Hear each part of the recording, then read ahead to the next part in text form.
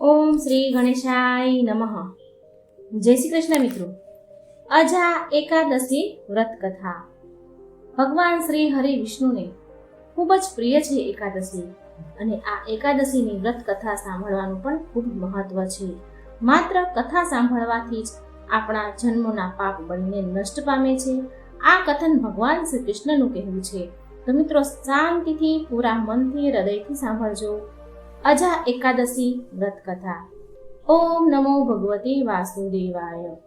હરે કૃષ્ણ કૃષ્ણ કૃષ્ણ હરે હરે, હરે રામ રામ રામ હરે હરે. ઓમ નમઃ શિવાય. મિત્રો, આજે આપણે શ્રાવણ માસની વદ પક્ષની અજા એકાદશીની વાર્તા સાંભળીશું. તો આજે આપણે એકાદશી વ્રતમાં સાંભળવામાં આવતી કથા સાંભળજો મનથી. ગણપતિજી અને માતા લક્ષ્મીની દુર્લભ કથા પણ આપણે સાંભળીશું. એકાદશીના દિવસે જે પણ આ કથાને સાંભળે છે એને ભગવાન વિષ્ણુ અને માતા લક્ષ્મીની સાથે સાથે ભગવાન શ્રી ગણેશની કૃપા પ્રાપ્ત થાય છે. આ વ્રત કરવાથી તથા આ વ્રત કથા સાંભળવા માત્રથી અશ્વમેઘ યજ્ઞ સમાન પુણ્યની પ્રાપ્તિ થાય છે, અને બધા જ પ્રકારના જગન્ય જેવા પાપ પણ નષ્ટ પામે છે. શ્રી હરિ વ્યક્તિને ભગવાન બધા જ કષ્ટોથી મુક્તિ અપાવે છે અને બધી જ મનોકામનાની પૂર્તિ કરે છે. વ્યક્તિને વૈકુંઠની પ્રાપ્તિ થાય છે અને માતા લક્ષ્મીની કૃપા સદાય એના પર બની રહે છે. ઘરમાં સુખ શાંતિ સમૃદ્ધિનો વાસ થાય છે. ભાગ્યના દ્વાર ખુલે છે. તો આપ બધા ભક્તગણો બધી જ મનોકામનાને પૂરી કરનાર કથાને પૂરી અંત સુધી અને પ્રસન્ન ચિત્ત મનથી જરૂર સાંભળજો. મિત્રો, જો તમે મારી ચેનલને હજી સુધી સબસ્ક્રાઇબ નથી કરી તો કૃપા કરીને સબસ્ક્રાઇબ કરી દેજો, અને વિડીયો સારો લાગે તો લાઈક અને શેર પણ જરૂર કરી દેજો. ચાલો આપણે સાંભળીએ વાર્તા. મિત્રો, ભગવાનના 11મા અધ્યાયમાં અને 32મા શ્લોકમાં ભગવાન શ્રી કૃષ્ણ સ્વયં કહે છે કે સમસ્ત જગતનો નાશ કરનારો હું છું, અને હું અહીં સમસ્ત લોકોનો વિનાશ કરવા આવ્યો છું. હવે જુઓ, કાળનું ચક્ર સમસ્ત જીવો માટે સમાન રૂપથી ચાલે છે, અને એના કારણે એક સમયે અત્યંત ધનવાન વ્યક્તિને પણ ગમે એટલો પૈસાવાળો હોય, ગમે એટલો પદ પ્રતિષ્ઠાવાળો હોય, તો એને આપણે અંત સમયે અગ્નિમાં ભસ્મ થતા જોઈએ છીએ. આવા જ એક ચક્રવર્તી સમ્રાટની આ કથા છે, જેણે તેમના એક જ જીવનકાળમાં સ્વર્ગીય સંપત્તિ પણ જોઈ અને શમશાનની ચિતાઓ પણ જોઈ. તો ચાલો આપણે સાંભળીએ. પવિત્ર એકાદશીની અજા એકાદશી અને અન્નદા એકાદશી પણ કહેવાય છે. તો વ્રત કથા સાંભળીશું. પ્રેમથી બોલો શ્રી હરિની જય. ઓમ નમઃ શિવાય. ઓમ ગંગ ગણપતે નમઃ. અર્જુને ભગવાન શ્રી કૃષ્ણને કહ્યું, હે મધુસૂદન, મેં શ્રાવણ સુદ એકાદશી પુત્રતા એકાદશીનું વર્ણન મહત્વ તો સાંભળ્યું. હવે કૃપા કરી મને શ્રાવણ વદ પક્ષની એકાદશી વિશે જણાવો. આ એકાદશીનું નામ અને મહત્વ શું છે? આ એકાદશી વ્રત કરવાથી શું લાભ થાય છે? ભગવાન શ્રી કૃષ્ણ મંદ મંદ હસીને બોલ્યા, હે પાર્થ, આ એકાદશીનું નામ અજા એકાદશી છે. જે મનુષ્ય ભગવાન ઋષિકેશનું વિધિ વિધાનથી પૂજન કરે છે અને વૈકુંઠ ધામની તેને પ્રાપ્તિ થાય છે. હવે તમે ધ્યાનથી આ કથાને સાંભળો, જે કથા હું તમને કહેવા જઈ રહ્યો છું. બહુ સમય પહેલાની વાત છે. એક દાની અને સત્યવાદી રાજા હરિશ્ચંદ્ર થયા હતા. રાજા હરિશ્ચંદ્ર એટલા પ્રસિદ્ધ અને સત્યવાદી ધર્માત્મા હતા કે તેની કીર્તિથી તો દેવતાઓના રાજા ઇન્દ્રને પણ ડર લાગવા લાગ્યો. ઇન્દ્રને એનાથી ઈર્ષ્યા થવા લાગી. ઇન્દ્રએ મહર્ષિ વિશ્વામિત્રને હરિશ્ચંદ્રની પરીક્ષા લેવા માટે ઉપસાવ્યા. ઇન્દ્રના કહેવાથી મહર્ષિ વિશ્વામિત્રએ એમના યોગ બળથી એવું સપના બતાવ્યું હરિશ્ચંદ્ર રાજાને કે રાજા સપનામાં ઋષિને બધું જ રાજ્ય દાન કરે છે. આવું સ્વપ્ન બતાવ્યું એમના યોગ બળથી. બીજા દિવસે વિશ્વામિત્ર અયોધ્યા આવ્યા અને એમનું રાજ્ય માંગવા લાગ્યા. સપનામાં આપેલા દાનને પણ રાજા હરિશ્ચંદ્રએ સ્વીકાર કરી લીધું હતું, અને શ્રી વિશ્વામિત્રને આખું રાજ્ય આપી દીધું. મહારાજ હરિશ્ચંદ્ર પૃથ્વી પરના સમ્રાટ હતા. એ પૂરું રાજ્ય એમણે દાન કરી દીધું હતું. હવે દાન કરેલી ભૂમિમાં રહેવું હરિશ્ચંદ્રને યોગ્ય ન લાગ્યું, તો તેમણે તેમની પત્ની અને પુત્ર સાથે કાશી જવાનો વિચાર કર્યો અને કાશી આવી ગયા. પુરાણોમાં આ વાતનું વર્ણન છે, મિત્રો ધ્યાનથી સાંભળજો. પુરાણોમાં આ વાતનું વર્ણન છે કે કાશી ભગવાન શંકરના ત્રિશૂલ પર વસ્યું છે. એટલે આ કાશી નગરી પૃથ્વી ઉપર હોવા છતાં પણ પૃથ્વીથી અલગ મનાય છે. અયોધ્યાથી જ્યારે હરિશ્ચંદ્ર ચાલવા લાગ્યા ત્યારે વિશ્વામિત્ર બોલ્યા કે જપ તપ દાન વગેરે દક્ષિણા દીધા વગર સફળ નથી થતું. આટલું બધું તમે દાન રાજ્યમાં આપ્યું છે તો દક્ષિણામાં મને 1000 સોનાની મોહર વધારે આપી દો. હવે રાજા હરિશ્ચંદ્ર પાસે તો ધન ક્યાં હતું? રાજા દાન કર્યાની સાથે રાજાએ સમસ્ત રાજ્યનું દાન કર્યા પછી પણ એની પાસે હવે ધન હતું જ નહીં. એટલે રાજા દાન કર્યાની સાથે રાજ્યનું બધું જ ધન એની આપમેળે જ દાન થઈ ગયું. ઋષિને દક્ષિણા આપવા માટે, વિશ્વામિત્રને દક્ષિણા આપવા માટે હરિશ્ચંદ્રએ 1 મહિનાનો સમય માંગ્યો અને પછી ત્યાંથી ચાલવા લાગ્યા. કાશીમાં હરિશ્ચંદ્રએ એમની પત્નીને એક બ્રાહ્મણના હાથે વેચી દીધી. રાજકુમાર રોહિતાસ નાનું બાળક હતો એટલે પ્રાર્થના કરવા પર બ્રાહ્મણે તેની માતા સાથે એના પુત્રને પણ રહેવાની આજ્ઞા આપી. સ્વયં પોતે હરિશ્ચંદ્ર એક ચંડાળને પોતે વેચી દે છે. આવી રીતે એ 1000 સુવર્ણ મુદ્રા મેળવે છે. આવી રીતે એ વિશ્વામિત્રને 1000 સુવર્ણ મુદ્રા દક્ષિણામાં આપી દે છે. મહારાણી વિશ્વામિત્રની પત્ની બ્રાહ્મણના ઘરે દાસીનું કામ કરવા લાગ્યા. ચંડાળના સેવક થઈને હરિશ્ચંદ્ર શમશાન ઘાટની ચોકીદારી કરવા લાગ્યા. ત્યાં જ શમશાનમાં લાશ બાળવા માટે લાવતા હોય જે લોકો, તેની પાસે કર લઈને બાળવાનું કામ ચંડાળે એને સોંપી દીધું. હરિશ્ચંદ્રને આ કામ સોંપ્યું. એક દિવસ શમશાન ભૂમિ તરફ ગૌતમ ઋષિ આવ્યા. હરિશ્ચંદ્ર એમના આ કાર્યથી એમને ઘણું દુઃખ થતું હતું કે હવે આ અવસ્થામાંથી હું કેવી રીતે બહાર આવું. ભગવાનને એમને ખૂબ જ પ્રાર્થના કરી. તો એવામાં એક દિવસ શમશાન ઘાટની ભૂમિ તરફ ગૌતમ ઋષિ આવ્યા. રાજાએ ઋષિને પ્રણામ કર્યા. ગૌતમ ઋષિએ કહ્યું કે કોઈ પૂર્વ જન્મના પાપના કારણે તમારી આવી દશા થઈ છે. જો તમે શ્રાવણ માસની વદ પક્ષની અજા એકાદશીનું વ્રત કરશો અને અજા એકાદશીના વ્રત કથા સાંભળશો તો તમારી આ હાલતથી છુટકારો થશે, તમારો ઉદ્ધાર થઈ જશે. ગૌતમ ઋષિની વાત સાંભળીને હરિશ્ચંદ્ર અજા એકાદશીનું વ્રત કરવા લાગ્યા. એક દિવસની વાત છે. એક દિવસ રાજકુમાર રોહિતાશ હરિશ્ચંદ્રના પુત્ર જે હતા તે બ્રાહ્મણની પૂજા માટે ફૂલ વીણી રહ્યા હતા કે ભૂલથી તેને એક સાપ કરડી ગયો. સાપનું ઝેર જલ્દી એના શરીરમાં ફેલાઈ ગયું અને રોહિતાશ ઝડપથી જમીન પર ઢળી પડ્યો, મૃત્યુ પામ્યો. તેની માતાના કોઈ સહાય કરનારો હતો નહીં કે તેના પુત્રને કોઈ શમશાન સુધી પણ લઈ જાય. કોઈ એના પુત્રને શમશાન સુધી લઈ જનારું હતું નહીં. રડતી કકળતી રોતી ધોતી તેના દીકરાને લઈને રાણી એને દીકરાની લાશ ઉઠાવીને એકલી શમશાન ઘાટે પહોંચી. એના પુત્રને બાળવા જઈ રહી હતી કે હરિશ્ચંદ્ર ત્યાં આવી ગયા અને લાશની ક્રિયાનું કર માંગવા લાગ્યા. બિચારી એ રાણી પાસે, એની પાસે તો દેહને ઢાંકવા માટે કફન પણ ન હતું. એણે રાજાને એના અવાજથી ઓળખી ગયા. હરિશ્ચંદ્રને એ રાણી એના પતિને હરિશ્ચંદ્રને ઓળખી ગઈ અને કરગરીને કહેવા લાગી, મહારાજ, આ તો તમારો જ પુત્ર છે જે મરેલો પડ્યો છે. મારી પાસે કર આપવા માટે કંઈ જ નથી. રાજા હરિશ્ચંદ્રને બહુ દુઃખ થયું, પરંતુ એના ધર્મ પર સ્થિર રહ્યા અને એમણે કહ્યું, રાણી, હું ચંડાળનો સેવક છું. મારા સ્વામીએ મને કહ્યું છે કે જો કર લીધા વિના અહીં મળતું કોઈ બાળી ન જાય, જે આવે એની પાસેથી કર લેવું. હું મારા ધર્મને ન છોડી શકું. તું મને કંઈ પણ આપીને પુત્રનો દેહને અગ્નિ સંસ્કાર કરો.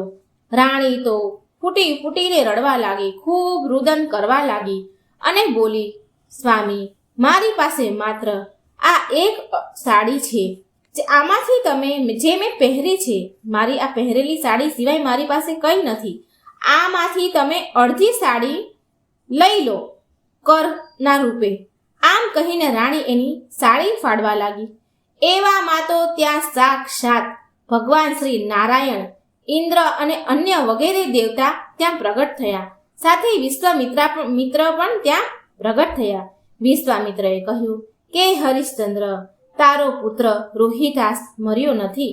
આ તો ઋષિએ યોગ માયા દેખાડી છે. રાજા હરિશ્ચંદ્રને ખરીદવા વાળા ચંડાલ જે છે એ ચંડાલના રૂપમાં સાક્ષાત ધર્મરાજ સત્ય સાક્ષાત નારાયણનું સ્વરૂપ છે. અજા એકાદશીના વ્રતના પ્રભાવથી તારા પાપ સમસ્ત બળીને નષ્ટ થઈ ગયા છે. એકાદશીના વ્રતના પ્રભાવથી સત્ય ધર્મના પ્રભાવિત રાજા હરિશ્ચંદ્ર તેની રાણી સાથે ભગવાનના ધામમાં ચાલ્યા ગયા. પછી મહર્ષિ વિશ્વામિત્રએ રાજકુમાર રોહિદાસને અયોધ્યાના રાજા બનાવી દીધા. પ્રિય ભક્તો, આ હતી શ્રાવણ વદ અજા એકાદશીની વ્રત કથા. હવે આપણે સાંભળીશું ભગવાન વિષ્ણુની કથા. તો મિત્રો, આ સરસ મજાની કથા છે. આ કથા દુઃખોને નાશ કરનારી છે અને સુખ પ્રદાન કરનારી ભગવાન વિષ્ણુની કથા છે. તો પૂરા મનથી સાંભળજો. એક ગામમાં એક ડોશીમાં રહેતા હતા અને એને 2 છોકરા અને 2 વહુ હતી. હવે ડોશીમાં તો વૃદ્ધ થઈ ગયા હતા. એ વૃદ્ધ ડોશી શ્રી હરિ વિષ્ણુના પરમ ભક્ત હતા. તેનું જીવન દાન, ધર્મ, પુણ્ય કર્મમાં તેમણે વિતાવ્યું. પરંતુ તે વૃદ્ધ ડોશી ક્યારેય મંદિરમાં કે સત્સંગમાં કે તીર્થ સ્થળોમાં જાય નહીં. એકવાર એના જ ગામમાં ભાગવત કથા બેઠી હતી.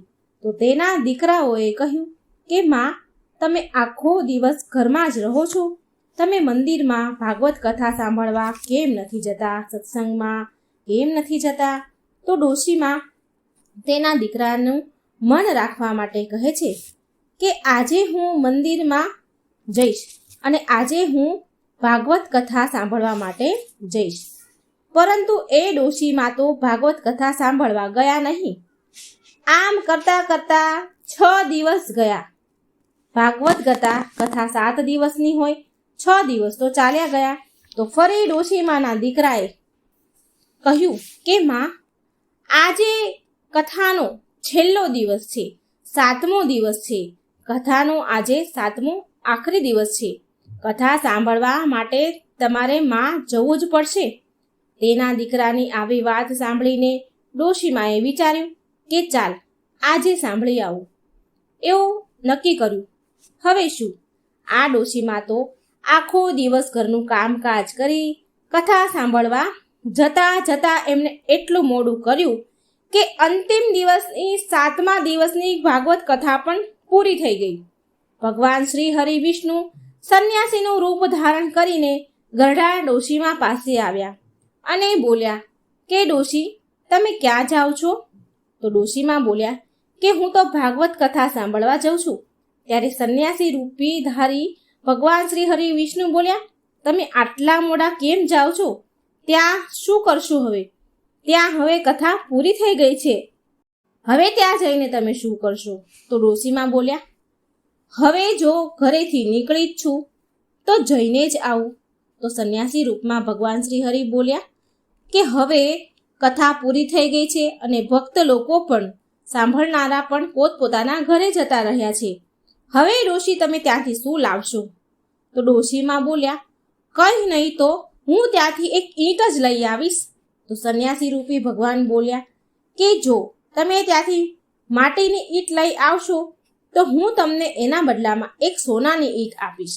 તો ડોશીમા જાય છે, કથાની જગ્યાએ જાય છે અને એક માટીની ઈંટ લઈને આવીને તે સંન્યાસી રૂપી ભગવાનને આપી દે છે. અને ભગવાન શ્રી હરિ વિષ્ણુએ પ્રસન્ન થઈને ડોશીમાને સોનાની ઈંટ આપે છે અને ડોશી એ ઈંટને લઈ લે છે અને ઘર તરફ ચાલવા નીકળ્યા અને વિચારવા લાગ્યા. રસ્તામાં ચાલતા ચાલતા વિચારે છે કે જો આ ઈંટ હું ઘરે લઈ જઈશ તો દીકરા અને વહુ બંને ઝઘડવા લાગશે. માટે ઘરના આંગણામાં જ બહાર ડોશીએ એ ઈંટને જમીનમાં જ દાટી દીધી, ઝાડ નીચે. હવે તો માત્ર ડોશીનું ધ્યાન એ દાટેલી ઈંટ પર જ રહેવા લાગ્યું. ખાતા પીતા ઘરના કામ કરતા કરતા ડોશી તેનું ધ્યાન સોનાની ઈંટ પર જે દાટી હતી ત્યાં જ એનું ધ્યાન રહે અને જે જગ્યાએ ડોશીએ ઈંટને દાટી હતી ત્યાં જ તે જગ્યા પર જ સદાય તે ડોશીમાં બેઠા રહે. તો છોકરાને વહુએ ડોશીમાને એક દિવસ પૂછ્યું કે માં, તમે આખો દિવસ ઘરના આંગણામાં શું કરો છો? અહીં જ કેમ બેઠા રહો છો? તો એ વૃદ્ધ ડોશીમાં બોલ્યા કે અહીં અવર જવર કરનારા લોકોને જોતી રહું છું, આવો જવાબ દીજો. હવે શું થાય? એક દિવસ ડોશી મરી ગઈ. યમદૂતના દૂતો તેને લેવા આવ્યા. ડોશીને લઈને ધર્મરાજા પાસે પહોંચ્યા અને ડોશીએ ધર્મરાજાને એ ઈંટને લઈને બધી વાત કહી. તો ધર્મરાજાએ ડોશીમાને એક કૂતરીની યોની આપી, કૂતરી બનાવ્યા. અને ડોશી તો એ કૂતરી બનીને એ ઝાડ નીચે બેઠી રહે જ્યાં ઈંટ દાટી હતી. તો છોકરા વહુ બોલે કે આ કૂતરીને અહીંથી ભગાડો, નહીં તો આ કૂતરી આપણા બાળકોને કરડી જશે. તો એના દીકરાએ કૂતરીની પીઠ પર બહુ જોરદાર લાકડી મારી. તો તે ડોશી જે કૂતરીનું રૂપ હતા તે એ લાકડીનો વાર સહન ન કરી શક્યા અને એને બહુ વાગ્યું. તો એ કૂતરી રૂપી ડોશીમાં મરી ગયા અને મરીને તે સાપની યોનીમાં ચાલ્યા ગયા. હવે એ આંગણામાં જ્યાં જગ્યાએ ઈંટ દાટી હતી તે સાપનો જન્મ લઈને એ ડોશીમાં ત્યાં જ બેઠા રહે. હવે એ ડોશીના રૂપમાં સાપ બન્યા પછી પણ એ આંગણામાં જ દાટેલી ઈંટ પર બેઠા રહે અને આંગણામાં સાપ જોઈને છોકરા વહુ વિચારે કે આ સાપ કોઈને કરડી ન જાય. ક્યાંક આ ડરથી તેણે મારવા માટે આગળ વધ્યા અને એ સાપને પણ મારી નાખ્યો. પછી ડોશી મરીને ધર્મરાજા પાસે ગયા. હવે ધર્મરાજા ડોશીને બધી વાત કહે છે. તો ધર્મરાજાએ ડોશીને કીડીનું રૂપ એટલે કે આખું કીડીનું નગર ધારણ કરાવી અને એ આંગણામાં જ મૂકી દીધું. જ્યાં સોનાની ઈંટો હતી ત્યાં જ કીડીનું નગર બનાવીને ડોશીમાને ધર્મરાજાએ મોકલી દીધા. હવે આંગણામાં કીડીનું નગર બની ગયું. ઢગલાબંધ કીડીઓ, આંગણામાં ઢગલાબંધ કીડીઓ રહેવા લાગી. હવે તો ઘરના લોકો, છોકરા વહુ હેરાન થઈ ગયા. કીડીના નગર હોવાથી ઘરના લોકો જમવાનું પણ બનાવી ન શકે સરખી રીતે અને ખાઈ પણ ન શકે, ના સૂઈ સરખી રીતે. અને મનમાં ને મનમાં એ લોકો એવું વિચારે, ડોશીના છોકરાઓ, કે આ શું થઈ રહ્યું છે? અમારા ઘરમાં આ બધું કેમ થઈ રહ્યું છે? આ જગ્યા પર પેલા કૂતરી બેઠી રહેતી, હવે પછી એ જગ્યા પર સાપ બેસવા લાગ્યો અને એ મર્યા પછી હવે આ કીડીનું નગર બની ગયું. આ બધું વિચારીને બહુ છોકરા હેરાન થઈ ગયા અને કીડીના લીધે તેના ઘરમાં રહેવું પણ મુશ્કેલ બની ગયું. તો બહુ છોકરાઓએ મનમાં ને મનમાં ભગવાન વિષ્ણુનું સ્મરણ કર્યું. તો ભગવાન શ્રી હરિ વિષ્ણુ સંન્યાસીનું રૂપ ધારણ કરીને ત્યાં આંગણામાં આવ્યા અને બોલ્યા કે કંઈ ભોજન આપો, કંઈ ખાવાનું આપો મને. તો ઘરમાં જે લોકો હતા, છોકરાઓ, એ બહાર નીકળ્યા અને બોલ્યા, અમે ખાવા માટે કંઈ બનાવ્યું નથી, કેમ કે અમારા ઘરમાં કીડીનું નગર બની ગયું છે. તો એના લીધે અમે કોઈ જમવાનું પણ નથી બનાવી શકતા, ખાઈ બી નથી શકતા, એટલા આ કીડીના ત્રાસથી હેરાન છીએ. મહારાજ, તમે જ કોઈ આનો ઉપાય બતાવો. ત્યારે મહારાજ આંગણામાં કીડીના નગર પાસે પહોંચ્યા અને એક સોનાની ઈંટ નીકાળી, ત્યાં એટલામાં ખોદ્યું અને ઈંટ નીકાળી. એ સોનાની ઈંટના બરાબર 2 ભાગ કર્યા અને બંને છોકરાને આપી દીધા અને કહ્યું કે તમારી માતાના નામથી દાન ધર્મ પૂર્ણ કરજો, ધર્મશાળા બનાવજો, પાઠશાળા બનાવજો, પાણીની પરબ બનાવજો, ધર્મશાળામાં ગાયોના ચારાની ખાવાની વ્યવસ્થા કરજો. પણ બંને છોકરાઓએ કંઈ જ કર્યું નહીં. એ સાધુ મહારાજ તો પછી ચાલ્યા ગયા, ભગવાન રૂપી હતા તો, પણ છોકરાઓએ પાછળથી સાધુ મહારાજના કહેવા પ્રમાણે કંઈ જ કર્યું નહીં, કોઈ દાન ધર્મ કર્યો નહીં. એકબીજા સાથે ઉપરથી ઝઘડવા લાગ્યા કે તું દાન કર, પેલો કે તું દાન કર. એટલે આમ બેમાંથી એકોએ ડોશીના નામનું દાન કર્યું નહીં અને કીડી નગર ત્યાંનું ત્યાં એ જ રૂપમાં સ્થાપિત રહ્યું. ડોશીમાને કીડીના અવતારમાં પણ મોક્ષ ન મળ્યો અને થોડા સમય પછી એ સંન્યાસી ભગવાન પાછા આવ્યા અને ડોશીમાના દીકરાને કહે છે, દીકરાઓ ડોશીમાના એ ભગવાન સ્વરૂપી સંન્યાસીને કહે છે કે મહારાજ, મારા ઘરની હાલત હજી એમની એમ જ છે, કીડીનું નગર તો એમનું એમ જ છે. તો સાધુ રૂપી ભગવાન બોલ્યા, સંન્યાસી શ્રી હરિ બોલ્યા કે સોનાની ઈંટના ટુકડા લાવો અને એને વેચીને એનું જ પણ જે પણ ધન મળે એ તમારા માના નામથી દાન પુણ્ય કર્યું. આ કીડીનું નગર છે ત્યાં લોટ અને ખાંડ નાખો, આવું કરશો તો તમે તમારી માતાને મોક્ષ આપશો. તમારી માતાને આવું કરવાથી મોક્ષ મળશે. આ ઈંટ વેચીને જે પૈસા આવે એનું દાન પૂન કરો અને આ કીડિયારું પૂરો. આનાથી તમારા ઘરમાં કીડીનું નગર ચાલ્યું જશે. પ્રિય ભક્તો, એ બંને છોકરાઓએ એવું જ કર્યું. ત્યારે જઈને એ ગરડી વૃદ્ધ ડોશીમાને મોક્ષ મળ્યો અને એ છોકરાના ઘરેથી કીડીનું નગર ચાલ્યું ગયું. કીડી નગર સિંચવાથી એટલે કે કીડિયારું પૂરવાથી, કીડીઓના દરમાં કીડિયારું પૂરવાથી અને તેની કથા સાંભળવાથી, દાન પુણ્ય અને ધર્મ કાર્યમાં રુચિ લગાવવાથી જીવન ઉત્તમ બની જાય છે. બોલો વિષ્ણુ ભગવાનની જય, મા લક્ષ્મીની જય. જો મિત્રો તમને મારી વાર્તા કથા સારી લાગે તો વિડીયો લાઈક કરજો, શેર કરજો અને મારી આ ચેનલને સબસ્ક્રાઈબ જરૂર કરજો.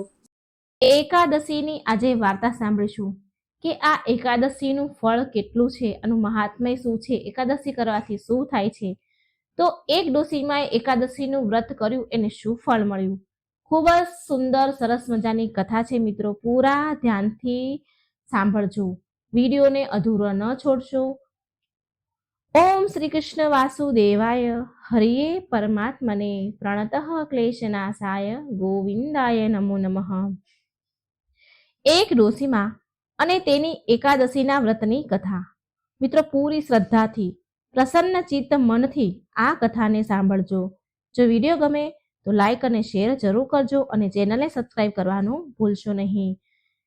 હે એકાદશી માતા, હે ભગવાન શ્રી હરિ ભક્ત વત્સલ, હે વિષ્ણુ ભગવાન લક્ષ્મીપતિ, જે કોઈ આ કથા સાંભળે, કહે, હોકારો ભરે, તેના પર તમારી કૃપા સદાય રાખજો. સુખ સંપત્તિ, સારું આરોગ્ય પ્રદાન કરજો તમારા ભક્તોને, એવી મારી પ્રાર્થના છે અને એવા ભાવ સાથે હું આ કથા કહેવા જઈ રહી છું. બહુ સમય પહેલાની વાત છે. એક ગામમાં એક ડોશીમા રહેતા હતા. એનું નામ સાવિત્રી હતું અને સાવિત્રી ડોશીમા મહેનત મજૂરી કરીને પોતાનું પેટ ભરતા હતા. તેના રહેવા માટે એક નાની ઝૂંપડી હતી. તેમાં એ જીવન વિતાવી રહ્યા હતા. બિચારા સાવિત્રી ડોશીમાનું આ દુનિયામાં કોઈ જ ન હતું. એ બહુ ગરીબ હતા અને ગરીબીમાં ને ગરીબીમાં તે દિવસો વિતાવી રહ્યા હતા.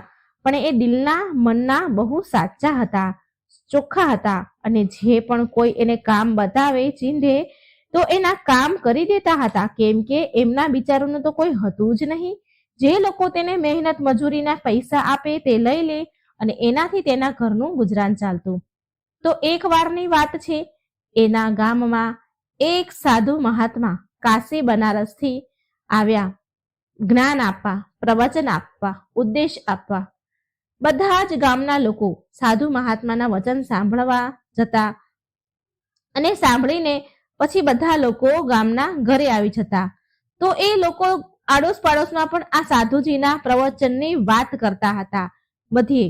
તો સાવિત્રી ડોશીમાએ પણ એવું સાંભળ્યું કે એક વિદ્વાન સાધુ મહાત્મા આપણા ગામમાં પ્રવચન આપવા આવ્યા છે. બધાના લોકોથી મુખેથી આવી વાત સાંભળી તો એ ડોશીમાના મનમાં પણ ઈચ્છા થઈ, જિજ્ઞાસા જાગી કે એ પણ મહાત્મા પાસે જઈને પ્રવચન સાંભળે, જ્ઞાનના ઉપદેશ સાંભળે અને તેના જીવનને સુધારવા માટે કોઈ ઉપાય પૂછશે.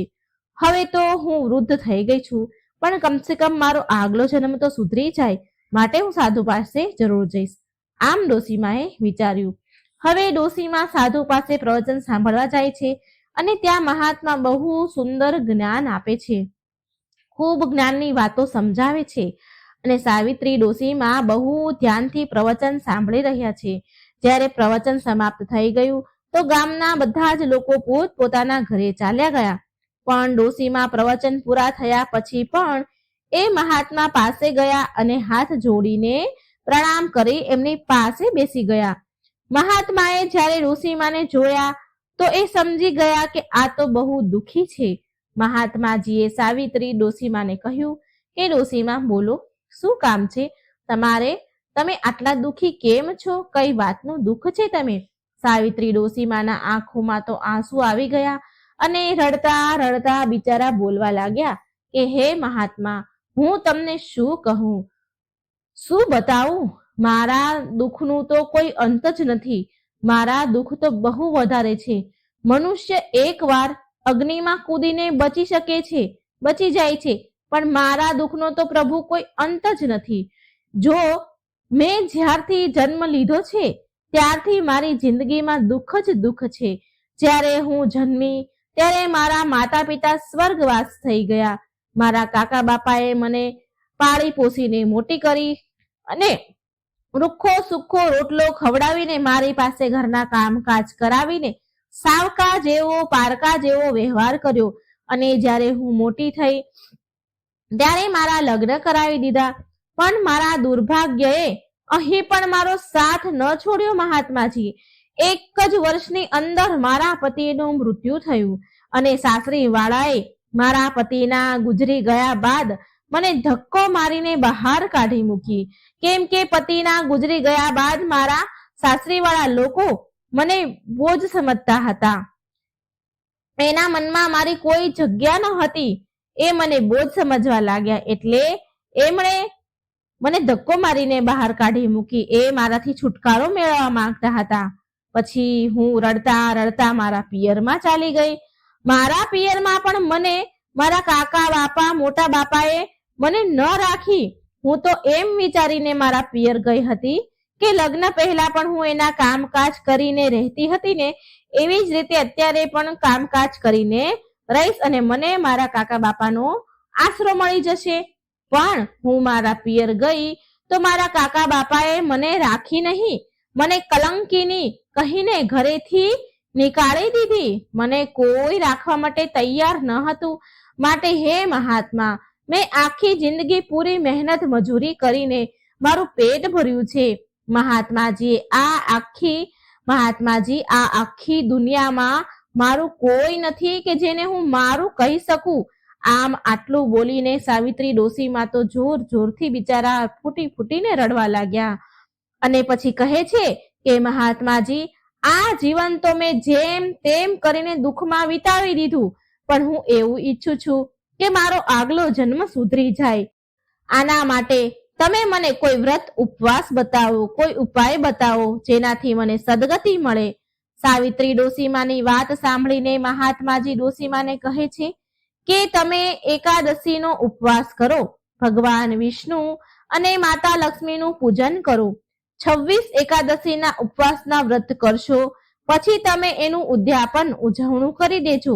એકાદશીના વ્રત કરવાથી તમારા બધા જ દુઃખ દૂર થઈ જશે, તમારો આગલો જન્મ પણ સુધરી જશે અને તમને સદગતિ મળશે. ડોશીમાએ મહાત્માજીને કહ્યું કે હે મહાત્માજી, એકાદશીનું વ્રત કેવી રીતે કરવું, કેવી રીતે કરવામાં આવે છે બતાવી દો મને. ત્યારે મહાત્માજી ડોશીમાને કહે છે કે હે ડોશીમા, મહિનામાં 2 એકાદશી આવે છે, એક સુદ પક્ષની અને એક વદ પક્ષની. હે ડોશીમા, તમે બંને એકાદશીનું વ્રત કરો. જે પણ તમારાથી બને એટલું દાન પુણ્ય કરો અને જ્યારે તમારા એકાદશીના વ્રત પૂરા થઈ જાય તો ઉદ્યાપન કરો. આટલી વિધિ પૂછ્યા બાદ સાવિત્રી ડોશીમા એમના ઘરે આવી ગયા. ડોશીમાના પાડોશમાં એક જમના નામના ડોશીમા પણ રહેતા હતા. જે પાડોશી હતી એટલે મનમાં ને મનમાં સાવિત્રી સાથે ઈર્ષાનો ભાવ રાખતી હતી. કારણ કે સાવિત્રી ડોશીમા ગરીબ તો હતા પણ મનના સાચા હતા, શુદ્ધ હતા. ગામના લોકો સાવિત્રી ડોશીમાને માન આપતા હતા, સન્માન આપતા હતા. આ વાત પેલા પાડોશન જમના ડોશીમાને ગમતી ન હતી. હવે સાવિત્રી ડોશીમા એમના ઘરે આવી ગયા અને એકાદશીનું વ્રત કરવા લાગ્યા. જ્યારે તે એકાદશીના વ્રત કરે, પૂજા પાઠ ઉપવાસ કરે, મા લક્ષ્મી અને ભગવાન વિષ્ણુની પૂજા કરે, તો એના પાડોશમાં રહેતા જમના ડોશીમા એને જોતા હતા અને મનમાં ને મનમાં વિચાર કરે છે કે આ ખબર નહીં સાવિત્રીએ શું ચાલુ કર્યું છે, શેના પૂજા પાઠ કરે છે, જરૂર કઈ ને કંઈક તો કરે જ છે. મારે આ વાતની ખાતરી તો કરવી જ પડશે. તો એક દિવસ સાવિત્રી ડોશીમા એકાદશીના વ્રત અને પૂજા કરી રહ્યા હતા અને એકાદશીની વાર્તા વાંચી રહ્યા હતા. તો તેની પાડોશણ જમના ડોશીમા એની પાસે આવી અને કહેવા લાગ્યા કે અરે બહેન સાવિત્રી, આ શું કરી રહી છે? ક્યાં વ્રત ઉપવાસ કરી રહ્યા છો અને ક્યાં દેવતાનું પૂજન કરી રહ્યા છો? મને કહો ને. ત્યારે સાવિત્રી ડોશીમાએ જમના ડોશીમાને કહ્યું કે બહેન, હું તો એકાદશીનો ઉપવાસ કરું છું. ભગવાન વિષ્ણુ અને માતા લક્ષ્મીનું પૂજન કરું છું. આ વ્રતને કરવાથી આપણો આગલો જન્મ સુધરી જાય છે અને મૃત્યુ બાદ મોક્ષ મળે છે અને જીવનભરના પાપ ધોવાઈ જાય છે.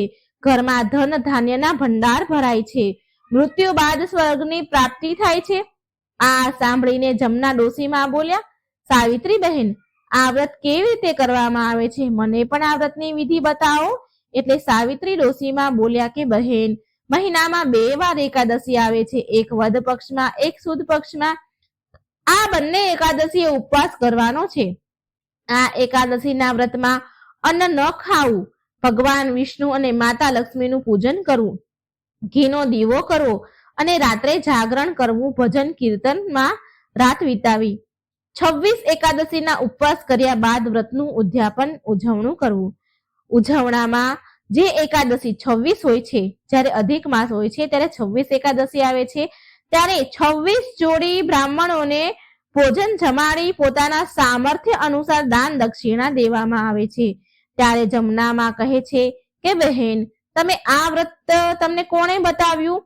ત્યારે સાવિત્રી ડોશીમાં બોલ્યા કે જમના બહેન, આપણા ગામમાં મહાત્માજી એક સંત આવ્યા હતા પ્રવચન દેવા, જ્ઞાન આપવા. તેમણે આ વિધિ મને બતાવી છે અને એ જ વિધિ મેં તમને કહી. બહેન, તમે પણ એકાદશીના વ્રત કરો અને તમારું જીવન સુધારી લો.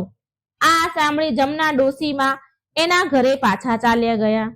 પાછો કોઈ પ્રશ્ન જમના ડોશીમાના મનમાં આવ્યો તો પાછા એ સાવિત્રી ડોશીમાના ઘરે આવ્યા અને પૂછ્યું કે સાવિત્રી બહેન, તમારી કેટલી એકાદશી થઈ છે? તો સાવિત્રી ડોશીમાં બોલ્યા કે મારે તો 14 એકાદશીના વ્રત થયા છે. એ દિવસથી જ જમના ડોશીમાં સાવિત્રીમાં સાથે એકાદશીના વ્રત ઉપવાસ કરવા લાગ્યા. ભગવાન વિષ્ણુ અને માતા લક્ષ્મીનું પૂજન કરવા લાગ્યા. કારણ કે જમના માનું મન તો એક જગ્યાએ ટકતું ન હતું. એ તો માત્ર દેખાદેખી માટે સાવિત્રી માં સાથે એકાદશીનું વ્રત કરતા હતા. કેમ કે સાવિત્રી માનું ગામમાં બહુ સન્માન હતું, બહુ માન હતું. ગામના લોકો સન્માન કરતા હતા અને તેના ઘરમાં અન્ન ધનની કોઈ કમી હવે રહી ન હતી. એમનું ગુજરાન પણ સારી રીતે ચાલી રહ્યું હતું. આ બધું જોઈ અને એમને પણ વ્રત કરવાનું વિચાર્યું ઈર્ષાથી. જમના ડોશીમાએ ઈર્ષાથી વ્રત કરવું એવો મનમાં ભાવ હતો એને. સાવિત્રી ડોશીમાં ની ભગવાનની કૃપાથી બધું જ સારું હતું. ભગવાનની કૃપા એના પર વરસવા લાગી હતી. ત્યારે આ બધું જોઈ જમનામાં વિચારવા લાગ્યા કે હું જો ઉપવાસ કરીશ તો ભગવાનની કૃપા મારા પર પણ થઈ જશે. તેના મનમાં ક્યાંક ને ક્યાંક લાલચ હતી. હવે જ્યારે સાવિત્રી ડોશીમાના 26 એકાદશીના વ્રત પૂરા થઈ ગયા તો તે દિવસે સાવિત્રી ડોશીમાએ એકાદશીના વ્રતનું ઉજવણું કરી રહ્યા હતા. એ ગામમાં 26 બ્રાહ્મણ બ્રાહ્મણીને જમવાનું નોતરું આપીને આવ્યા અને સાવિત્રી ડોશીમાએ તેના પૂરા આંગણાને ગાયના છાણથી લીપી દીધું. પછી તેણે શુદ્ધ શાકાહારી ભોજન બનાવ્યું. ભોજન બનાવ્યા બાદ પૂજા પાઠ કર્યા. પછી જ બ્રાહ્મણોને જે નિમંત્રણ આપ્યું હતું તે ભોજન માટે તેમને બોલાવ્યા. ભોજન જમવા માટે બ્રાહ્મણો તેની પત્ની સાથે આવ્યા. પછી ડોશીમાએ તેમને આદર સન્માનથી બેસાડ્યા અને પ્રેમથી ભોજન કરાવ્યું, પીરસ્યું અને પ્રેમથી ખવડાવ્યું. હવે ભોજન કરાવ્યા બાદ તેના સામર્થ્ય અનુસાર અન્ન, વસ્ત્ર, પૈસા દાન આપ્યું. હવે જો જમના ડોશી હતા એ સવારથી સાવિત્રીની ઝૂંપડી તરફ જોઈ રહ્યા હતા અને એ મનમાં ને મનમાં વિચારવા લાગ્યા કે આજ તો મારી પાડોશણ સાવિત્રીના 26 એકાદશીના વ્રત પૂરા થઈ ગયા છે. હવે મને કોણ એકાદશીની કથા સંભળાવશે અને કોણ મને એકાદશીના વ્રતની પૂજા કરાવશે? એ દિવસે જમનામાનું મન દુઃખી થઈ ગયું. તેને એ દિવસે ઊંઘ પણ ન આવી. ત્યારે અડધી રાતે એ જુએ છે કે સાવિત્રી ડોશીમાના આંગણામાં બહુ તેજ પ્રકાશ પડ્યો છે, ફેલાઈ રહ્યો છે અને જમનામાં તેની ઝૂંપડીમાંથી બહાર નીકળી અને જોવા લાગ્યા. તો જમનામાએ જ્યારે જોયું તો તેને તો વિશ્વાસ ન થયો કે સાવિત્રી ડોશીમાને તો લેવા માટે વિમાન આવ્યું છે અને ભગવાનના દૂતો આવ્યા છે. સાવિત્રીમાં દિવ્ય વસ્ત્ર અને દિવ્ય આભૂષણ પહેરીને વિમાનમાં બેસી રહ્યા છે. આ જોઈને જમના ડોશીના મનમાં લાલચ આવી ગઈ. એને વિચાર્યું કે મારી પાડોશણને લેવા માટે તો દેવદૂત વિમાન લઈને આવ્યા છે, એ તો સ્વર્ગ ચાલી જશે અને હું અહીં ને અહીં રહી જઈશ. મારે પણ આ વિમાનમાં લટકીને ચાલ્યું જવું જોઈએ. હવે જે જમના હતી ડોશીમાં હતા એ ધાબળો ઓઢીને આવ્યા અને ચૂપચાપ સંતાઈને આવીને વિમાનની પાછળ લટકી ગયા. જ્યારે દેવદૂત વિમાન લઈને પરલોક જવા લાગ્યા તો દેવદૂતને વિમાનના ઝટકા વાગવા લાગ્યા, વિમાનમાં ઝટકા આવવા લાગ્યા. ત્યારે તેમણે જોયું તો વિમાન પાછળ એક ડોશીમાં લટકેલા છે. ત્યારે ત્યાં આકાશવાણી થઈ. આકાશવાણી એવી થઈ કે આ ડોશીના મનમાં લાલચ જાગી છે. તેણે હજી સુધી 26 એકાદશીના વ્રત પૂરા નથી કર્યા, માટે તેને સ્વર્ગ ન મળી શકે. ત્યારે દેવદૂતોએ જમના ડોશીમાને નીચે ધક્કો મારીને પાડી દીધા. ત્યારે જમનામાં નીચે પડ્યા તો એક વડના ઝાડ ઉપર પડ્યા, જેનાથી તેના પ્રાણ પંખીરું ઉડી ગયા. હવે જમના ડોશીમાના તો પ્રાણ નીકળી ગયા, પણ એની જે આત્માને મુક્તિ ન મળી, કેમ કે એના મનમાં લાલચ હતી, એનું મન શુદ્ધ ન હતું. તેને શ્રદ્ધા ભાવથી એકાદશીના વ્રત નતા કર્યા. એ તો માત્ર સાવિત્રી ડોશીને જોઈ દેખાવો કરતા હતા કે તે કરે એવું હું પણ કરું તો મને પણ ગામવાળા માન આપે, મારા ઘરમાં પણ ધન ધાન્ય આવે. તેની અંદર ઈર્ષાનો ભાવ હતો, માટે જમનામાં મર્યા તો તેને મુક્તિ ન મળી. પીપળાના ઝાડ પર વડના ઝાડ પર પ્રેત પિચાસની યોનિમાં આવી ગયા. પિચાસની યોની પિચાસ બની ગયા. મર્યા બાદ તેને પિચાસ યોની મળી અને આ બાજુ વિમાનમાં બેઠેલા સાવિત્રી ડોશીમાં સ્વર્ગમાં ગયા. આવી રીતે સાવિત્રી માને એની સાચી શ્રદ્ધા લગ્ની ભક્તિથી એકાદશીના વ્રત કરવાના કારણે તેને સ્વર્ગ લોકની પ્રાપ્તિ થઈ. હવે આ બાજુ જમના ડોશીમાં પિશાચ બનીને ઝાડ પર રહેવા લાગ્યા અને ધીરે ધીરે સમય વીતવા લાગ્યો. હવે પિશાચની યોનિમાં એને બહુ જ કષ્ટ મળી રહ્યા હતા. હવે એક વારની વાત છે, ગામની અમુક સ્ત્રીઓ જે હતી એ એકાદશીના વ્રત કરતી હતી, માટે એકાદશી હતી એ દિવસે એટલે એકાદશી વ્રતનું સ્નાન કરવા માટે ગંગાના ઘાટ પર આવી. એ જ ગંગાના ઘાટ પર વડનું ઝાડ હતું અને એ ઝાડમાંથી અમુક અજીબ અવાજ એ સ્ત્રીઓએ સાંભળ્યો. ગામની સ્ત્રીઓએ અવાજને સાંભળી અને ડરી ગઈ અને બોલી કે ચાલો બહેનો, અહીં તો પાછા ચાલો, અહીંથી ચાલો. લાગે છે કે આ વડના ઝાડ પર કોઈ ભૂત પ્રેત ડાકણ કોઈ લાગે છે, કોઈ પિચાસ લાગે છે. તો એમાંથી એક સ્ત્રી હિંમત કરીને બોલી, અરે આપણે શું બગાડી એ આપણું શું બગાડી લેશે? એ શું ભગવાનથી મોટું છે કઈ? આપણે તો એકાદશીના વ્રત કરીએ છીએ, ભગવાન વિષ્ણુની પૂજા કરીએ છીએ. ચાલો જઈને જોવું જોઈએ અને પૂછવું જોઈએ કે એ કોણ છે. ત્યારે બધી સ્ત્રીઓએ હિંમત કરી અને એ વડના ઝાડ પાસે ગઈ અને પૂછવા લાગી કે અરે તમે કોણ છો? ભૂત છો કે પ્રેત છો કે ડાકણ છો કે પિશાચ છો? કોણ છો? અમારાથી તમને શું જોઈએ છે? ત્યારે એ પિશાચ બનેલા જમના ડોશીમાં બોલ્યા કે બહેનો, હું આ ઝાડ પર રહું છું અને પિશાચની યોનિમાં છું.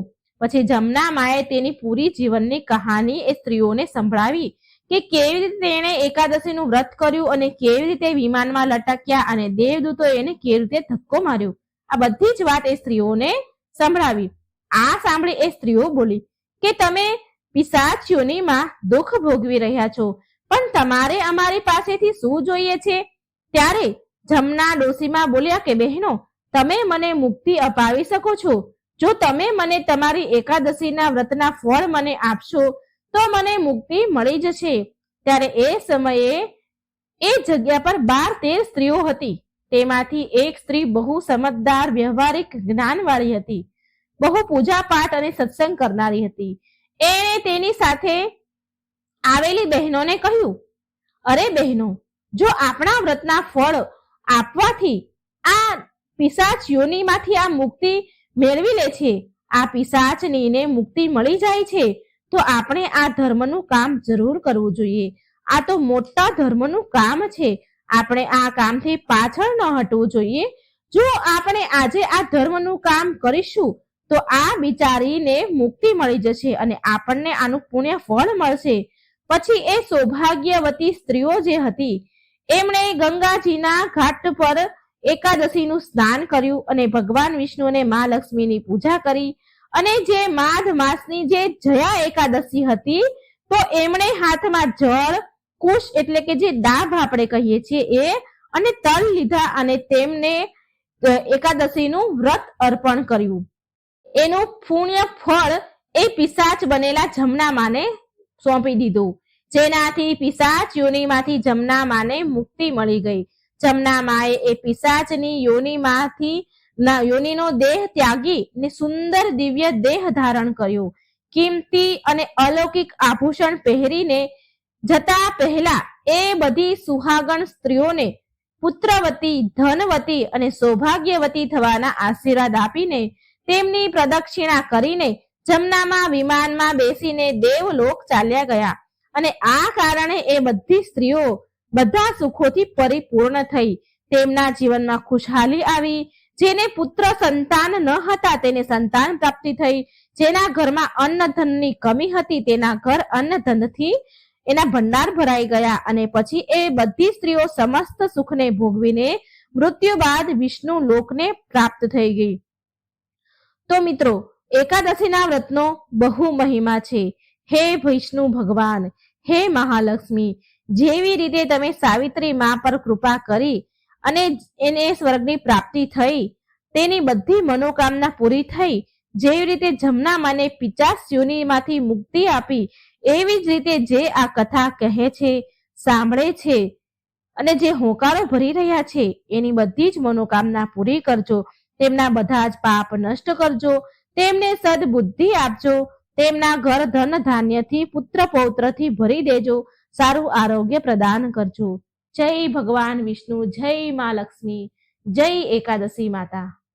મિત્રો, વિડીયો સારો લાગે તો લાઈક અને શેર કરવાનું ભૂલશો નહીં અને આ ચેનલને સબસ્ક્રાઇબ જરૂર કરી દેજો. એકાદશી પારણાની કથા છે. 7 ભાભી અને 1 નણંદની આ વાર્તા છે એકાદશીના પારણાની. ખૂબ સુંદર કથા છે મિત્રો, તમને ખૂબ જ ગમશે. અને જો વિડીયો તમને સારો લાગે, વાર્તા પસંદ આવે તો લાઈક કરજો, શેર કરજો, આ ચેનલને સબસ્ક્રાઇબ પણ મિત્રો જરૂર કરી દેજો.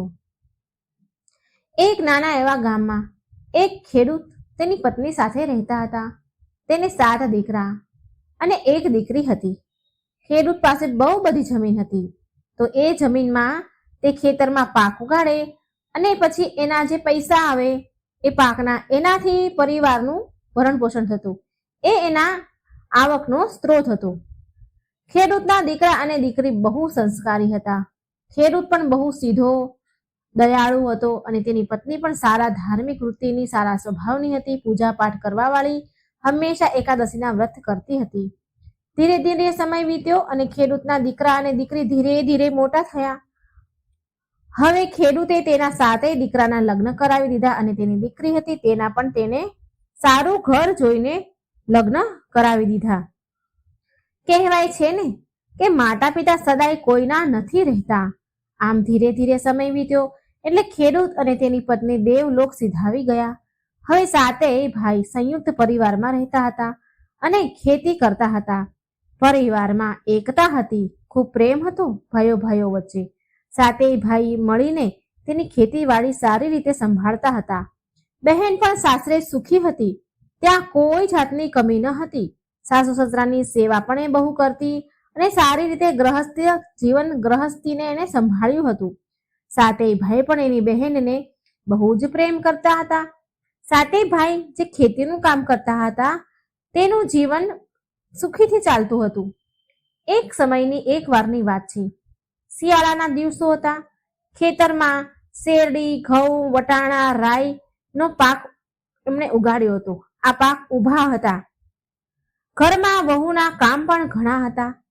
પાક જે ખેતરમાં તૈયાર થઈને ઉગ્યો હતો, ઊભો હતો, તેનું ધ્યાન 24 કલાક રાખવું પડતું હતું, જેથી કોઈ જાનવર એ પાકને નષ્ટ ન કરી જાય.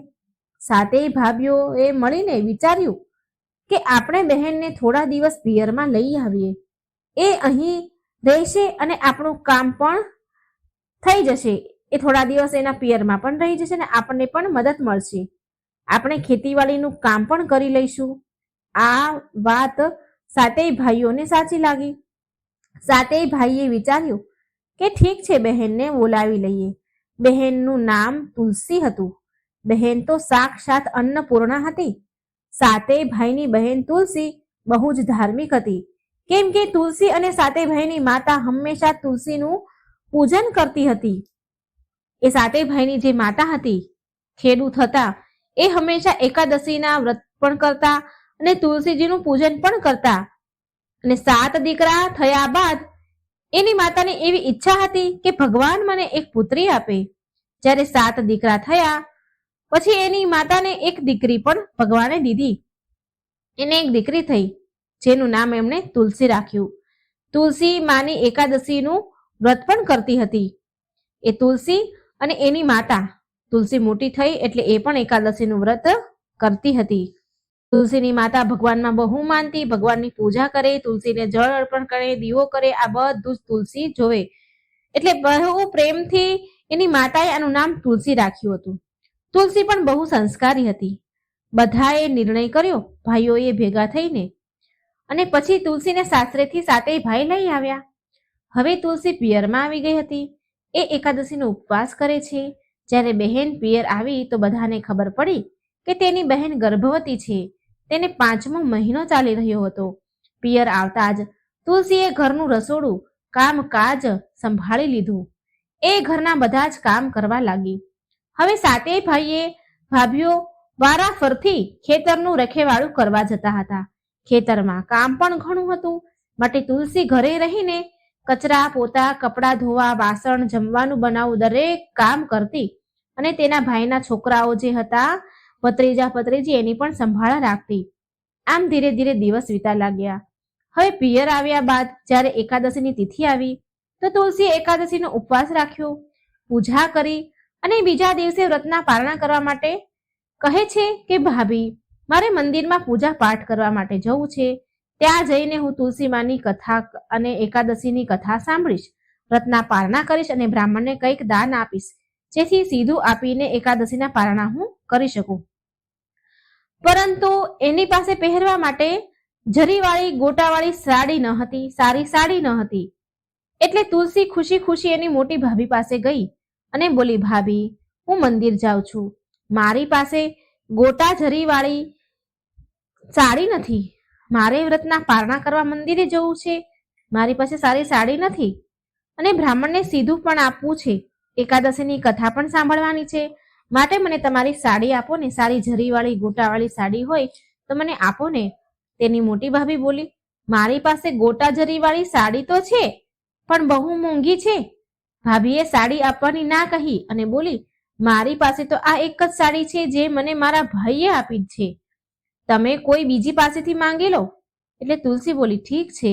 ઉદાસ થઈને તુલસી બીજા નંબરની ભાભી પાસે ગઈ અને બોલી, ભાભી, મારે મંદિરે જવું છે, મારી પાસે જરીવાળી સાડી નથી, જો તમારી પાસે હોય તો મને આપો ને. પણ બીજા નંબરની ભાભી મોટા ઘરની દીકરી હતી એટલે થોડી ઘમંડી હતી. તેને તેની નણંદને ધૂતકારી દીધી અને બોલી, ભિખારીની જેમ સાડી માંગવા આવી ગઈ, શું આ ઘરમાં માત્ર હું જ દેખાઉં છું તને, જે હર કોઈ માંગવા અહીં આવી જાય છે? તારે બીજા પણ ભાભીઓ છે, એની પાસે જઈને કેમ નથી માંગતી? જા, એની પાસે જા અને સાડી માંગ. તુલસી એના બીજા નંબરની ભાભી પાસેથી આવા કડવા વચન સાંભળીને બિચારી ઉદાસ થઈ ગઈ, ચૂપ થઈ ગઈ અને ઉદાસ થઈને તેની ભાભીએ જે સાડી આપવાની ના કહી દીધી એટલે એનું મન પડી ગયું, ઉદાસ થઈ ગયું અને એ વારાફરતી બીજી ભાભીઓ પાસે પણ સાડી માંગવા જાય છે કે જેથી એ સારી સાડી પહેરીને વ્રતના પારણા કરવા મંદિરે જાય અને પૂજા કરી શકે અને બ્રાહ્મણને સીધું આપી શકે. આમ તુલસી એક એક કરીને 6 ભાભી પાસે સાડી માંગવા માટે ગઈ, પણ કોઈએ સાડી આપી નહીં. એટલે ઉદાસ થઈને એ ઘરની ઓસરમાં બેસી ગઈ. એ મનમાં ને મનમાં ઉદાસ મનથી બોલે છે, વિચારે છે કે જો 6 ભાભીઓએ મને સાડી ન આપી, 6 ભાભીઓ મોટા ઘરની પૈસાવાળા ઘરની દીકરી છે, તેના ઘરે કોઈ જાતની કમી નથી, જો એણે મને જરીવાળી સાડી પહેરવા ન આપી તો આ બિચારી નાની 7મી ભાભી છે, એ તો બિચારા ગરીબ ઘરની છે, મા બાપ વગરની છે, તો એની પાસે ક્યાંથી સાડી હશે જરીવાળી? મોંઘી સાડી સારી એની પાસે ક્યાંથી હોય? એટલામાં 7મી ભાભી ખેતરમાં કામ કરવા ગઈ હતી તો એ પાછી આવી તો તેણે જોયું કે તુલસી નણંદ, જે એની નણંદ છે, તે ઉદાસ થઈને ઓસરીને કિનારે બેઠી છે અને બોલ્યા, એ સાતમી ભાભી બોલી, બહેન શું વાત છે, તમે આટલા ઉદાસ કેમ છો? જ્યારે ઉદાસીનું કારણ પૂછ્યું તો તુલસીએ બધી વાત કરી કે ભાભી, હું એકાદશીના પારણા કરવા માટે મંદિર જવાની છું, પણ બધી ભાભીઓએ મને સાડી આપવાની ના કહી દીધી.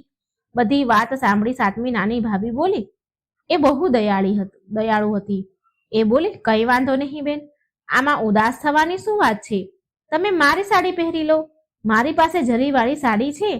આ સાંભળી બહેન તુલસી ખુશ થઈ ગઈ કે 6 ભાભીઓએ તો સાડી આપવાની ના કહી, પણ આ સાતમી ભાભીએ મને પહેરવા સાડી આપશે. પછી સાતમી ભાભી એના રૂમમાં ગઈ અને જરી ગોટાવાળી સાડી હતી, લાલ કલરની સાડી લાવી અને તેને તેની નણંદ તુલસીને આપી. બોલી, બહેન લ્યો, આ સાડી પહેરીને તમે મંદિરે પૂજા કરી લેજો, જઈ આવો મંદિરે. સાડી પહેરવાથી કઈ ઘસાઈ થોડી જવાની છે. બહેન દીકરીને જેટલું દેવામાં આવે એટલું પુણ્ય તો ભગવાન બમણું કરીને આપે છે, ડબલ થઈને પાછું મળે છે. એ ક્યારેય વ્યર્થ નથી જતું. બહેન તમે ઉદાસ ન થાવ, ખુશી ખુશીથી આ સાડી પહેરી લો અને તમે પૂજા પાઠ કરી આવો, મંદિરે પારણા કરી આવો. હવે તુલસીએ તેની ભાભી પાસેથી સાડી લીધી અને પહેરી લીધી. જરીવાળી સાડી પહેરીને તુલસીએ પૂજાની થાળી તૈયાર કરી અને મંદિરે પૂજા કરવા માટે ચાલી નીકળી. પૂજા કર્યા બાદ તેણે એકાદશીના પારણાની કથા બ્રાહ્મણી પાસેથી સાંભળી અને પછી તુલસી બ્રાહ્મણીને બોલી કે મેં એકાદશીનું વ્રત રાખ્યું હતું કાલે, એટલે હું તમને સીધું આપવા આવી છું, હું મારા પિયર આવી છું. બ્રાહ્મણીએ કથા સંભળાવી એકાદશીનું સીધું લઈ લીધું. હવે તુલસી મંદિરેથી પ્રસાદ લઈને એના ઘરે આવી અને સાડી બદલી અને તે સાડી સારી રીતે સકેલી, ઘડી કરી અને નાની ભાભી જે ત્યારે ઘરે નથી એટલે નાની ભાભીના રૂમમાં જઈને તિજોરીમાં જઈને એને સાડી મૂકી દીધી. પછી તેને સાંજનું જમવાનું બનાવ્યું બધા જ માટે અને પછી એને પણ પોતાનું જમવાનું બનાવ્યું. વાસણ સાફ કર્યા, બધું જ કામ કર્યું અને પછી પોતાના માટે શુદ્ધ શાકાહારી ભોજન બનાવ્યું, કેમ કે એકાદશીના પારણા કરવાના હતા. પછી બધા જે હળી મળીને સાથે ભોજન કર્યું. જમીને રાતના સમયે બધા સૂઈ ગયા પોતપોતાના રૂમમાં જઈને. બીજા દિવસે જ્યારે સવાર થઈ તો સાતમી ભાભી સૂઈને ઉઠી તો એની આંખો ખુલી તો તેણે રૂમમાં જોયું કે રૂમમાં બહુ પ્રકાશ પડી રહ્યો છે, ઝગમગી રહ્યો છે. તેને તિજોરી ખોલીને જોયું તો તેણે જોયું કે સાડી તુલસીને જે પહેરવા આપી હતી જરી ગોટાવાળી, એ સાડી હીરા મોતીથી ઝગમગી રહી છે. તેનાથી રૂમમાં ચારેય બાજુ પ્રકાશ ફેલાઈ રહ્યો છે. નાની ભાભી આ જોઈને હેરાન થઈ ગઈ કે આ સાડીમાં તો સાચા હીરા મોતીની શેરો ઝગમગી રહી છે. એને તો ખૂબ આશ્ચર્ય થયું, એનું ઠેકાણું ન રહ્યું. ખુશ થઈ તેને બધાને બૂમ પાડી અને બોલાવ્યા કે જુઓ, મારી સાડીમાં હીરા મોતી ચમકી રહ્યા છે. અને બધાને સાડી બતાવી અને બોલી કે આ સાડી મેં બહેન તુલસીને મંદિરમાં પૂજા કરવા માટે પહેરવા આપી હતી. જો આ મારી સાડી તો સાચા હીરા મોતીથી ઝગમગી રહી છે. એટલામાં મંદિરની બ્રાહ્મણી પણ જેણે કથા સંભળાવી હતી તુલસીને, એ બ્રાહ્મણી પણ ત્યાં આવી. તો બધાની વાત સાંભળી અને બ્રાહ્મણી બોલી, બહેનો, બહેન દીકરીને આપેલ 1 રૂપિયો પણ ક્યારેય ખોટો નથી જતો. 1 રૂપિયો પણ આપેલો કેટલાય ગણો થઈને તમને પાછો મળે છે. એમને આપેલું ક્યારેય વ્યર્થ નથી જતું. એ ખૂબ જ પ્રગતિ કરે છે એ વ્યક્તિ. જે ઘરમાં બહેન દીકરીનું માન સન્માન થાય છે ત્યાં ભગવાન રાજી રહે છે. આ બધું જ્યારે 6 મોટી ભાભીઓ સાંભળે છે તો એના મનમાં ને મનમાં એમને ખૂબ પછતાવો થાય છે. નાની દેરાણીના ઘરમાં ધનના ભંડાર લાગ્યા. આમ તેને પોતાની કરણી ઉપર પસ્તાવો થવા લાગ્યો 6 મોટી વહુને. હવે ધીરે ધીરે સમય વીત્યો અને આમ બહેનના પ્રસ્તુતિનો સમય પણ આવી ગયો અને પિયરમાં હતી બહેન એટલે પ્રસ્તુતિ પણ પિયરમાં જ થઈ. તુલસીએ એક સુંદર પુત્રને જન્મ આપ્યો. બધી 7 ભાભીઓ બહેનની ખૂબ સેવા કરે છે. ગુંદના લાડુ, કાજુ બદામ, હલવા, શીરા બનાવીને નણંદને સુવાવડમાં ખવડાવે છે. સારી રીતે એની સુવાવડ કરે છે અને બધી જ રીતની સેવા કરે છે. તેલની માલિશ, ઘીની માલિશ, બાળકની માલિશ પણ કરે છે. અને આમ 7 ભાભીઓ નણંદની સેવામાં લાગી જાય છે. શુભ સમયે બાળકનું નામકરણ કરવામાં આવ્યું. બાળકની છઠ્ઠી કરી અને પછી 1.25 મહિના બાદ બહેનના સાસરેથી જવા માટે બોલાવો આવ્યો. સમાચાર આવ્યા જવા માટેના. હવે તુલસીને સાસરે મોકલવામાં આવે. હવે તેના સાતેય ભાઈનો ખેતરનો પાક ઘરે આવી ગયો હતો તૈયાર થઈને. ખૂબ જ પાક થયો હતો. દરેક વર્ષે જે થાય એના કરતા આ વર્ષે બમણો પાક થયો ખેતરમાં.